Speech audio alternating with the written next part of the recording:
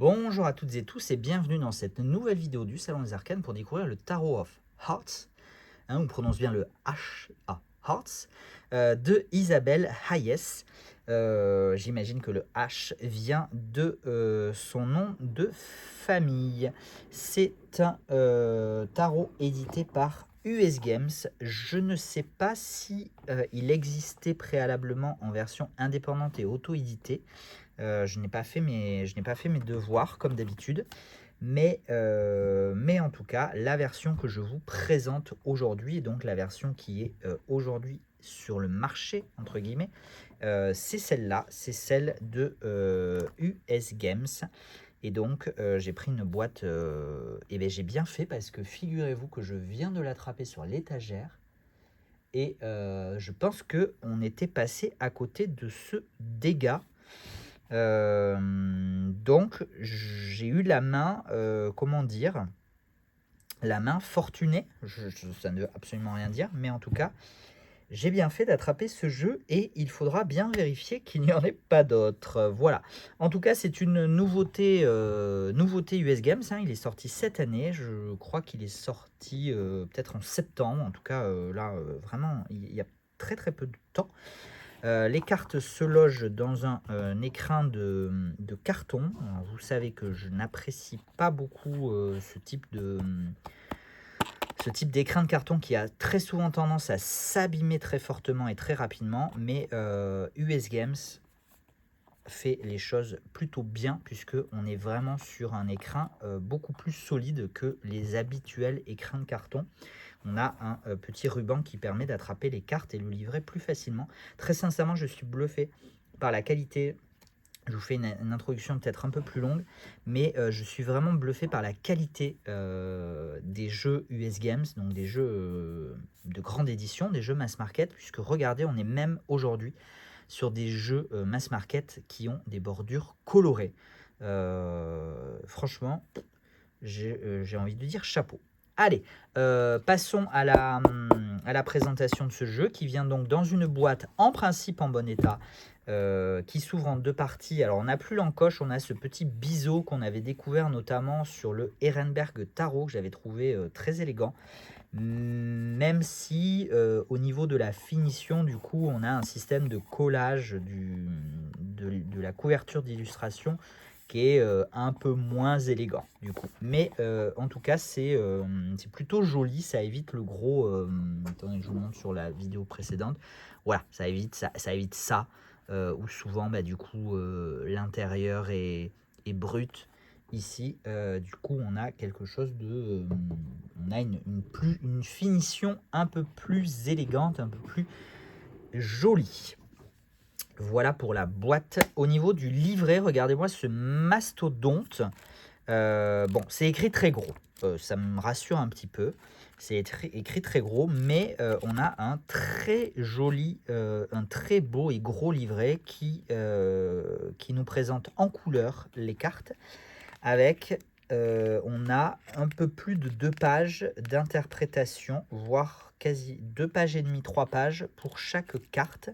On a quelques propositions de tirage et on a à la fin évidemment, enfin évidemment non parce que c'est pas toujours le cas, petite biographie de l'illustratrice qui est d'origine espagnole mais aujourd'hui, non pas du tout, Guatemala City, élevée à Madrid et Los Angeles et aujourd'hui basée à San Francisco.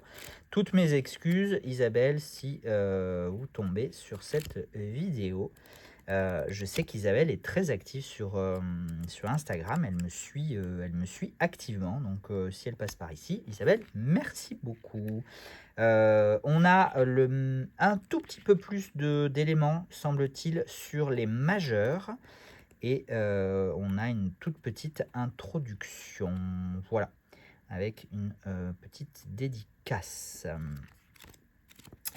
Voilà pour le livret, très très bonne qualité, pour le très très bonne qualité de papier et de finition pour ce livret qui, très sincèrement, pèse un âne mort. Je ne sais pas combien pèse le jeu dans sa totalité, mais c'est généreux. Ça fait des gros colis, ça fait des colis qui pèsent beaucoup et donc qui coûtent plus cher à l'envoi, mais Et comme ça, en tout cas, très belle finition. Et je vous parlais des cartes. Regardez-moi ces cartes, cette finition. Alors, on est sur un fini linen. On est sur une finition linen. J'ai l'impression que US Games fait de plus en plus de jeux en qualité linen. Si vous êtes des habitués, vous savez que c'est pas ce que je préfère à titre très personnel, mais je sais que c'est plutôt traditionnel, historique de faire des jeux de cartes en linen, que c'est souvent de très bonne qualité parce que c'est plus souple, plus résistant. Mais moi, ce qui m'embête, c'est le côté illustration texturée. Voilà, un petit peu. Et puis j'aime bien des cartes en carton, mais encore une fois, c'est un goût très personnel. Voilà. Voici pour le dos, on a un dos de carte qui est du coup réversible, qui représente un cœur ouvert et deux cœurs reliés par un cercle. Je vais vous comparer la taille des cartes avec une taille de tarot classique parce que et US Games a même pensé, ça c'est plutôt malin parce que c'était pas le cas précédemment, à mettre le copyright à l'endroit et à l'envers, parce que souvent il était sur une seule partie et donc on pouvait quand même retrouver quel était l'endroit et l'envers, alors que là ils l'ont mis des deux côtés. Donc franchement US Games, je trouve qu'ils sont sur une pente ascendante en termes de qualité de finition qui est déjà depuis que moi je travaille avec eux et que je distribue leurs jeux, donc depuis 2 ans, je trouve que franchement ça monte en gamme. Voilà pour la comparaison. Donc on est sur un demi-centimètre plus court en longueur et un demi-centimètre plus large ou plus long en largeur. Voilà pour la taille de ces cartes. Donc on n'est pas sur une taille de tarot classique et on a un cartouche avec le nom de la carte en dessous. Eh bien, allons-y. Je vous propose d'aller à la découverte de ce Tarot of Hearts. Un tarot très coloré, très peps, qui pourra peut-être mettre de la couleur et de la lumière dans l'automne et l'hiver qui se sont déjà bien installés en France.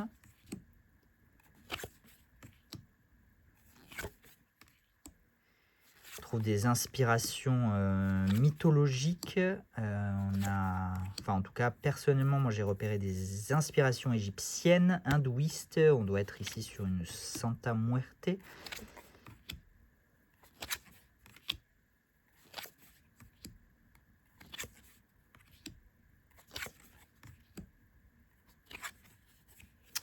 Je ne sais pas si vous vous rappelez le Pride Tarot édité par US Games, qui était un collectif d'artistes. Il me semble que cette carte figurait dans ce tarot, ou en tout cas une représentation assez similaire.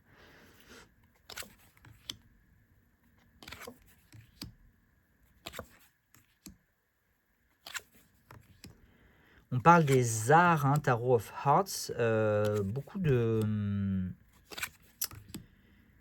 on retrouve beaucoup d'inspiration musicale, de représentation d'instruments de musique, le Louvre peut-être ici.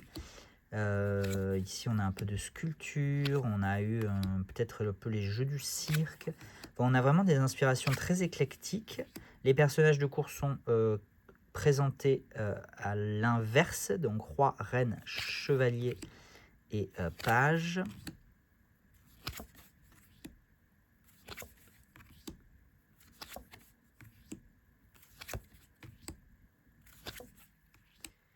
On est sur un système Rider-Waite-Smith classique, mais remis en scène, remis en forme. Mais les représentations demeurent quand même assez fidèles.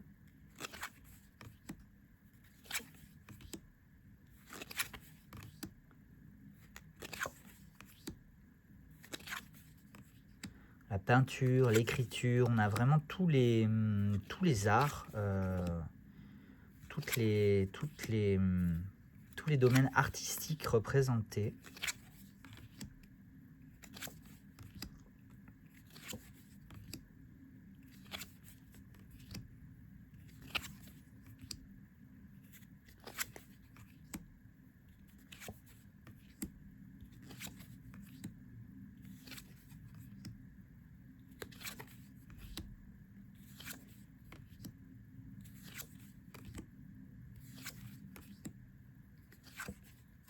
C'est vraiment un tarot cosmopolite et pluriculturel.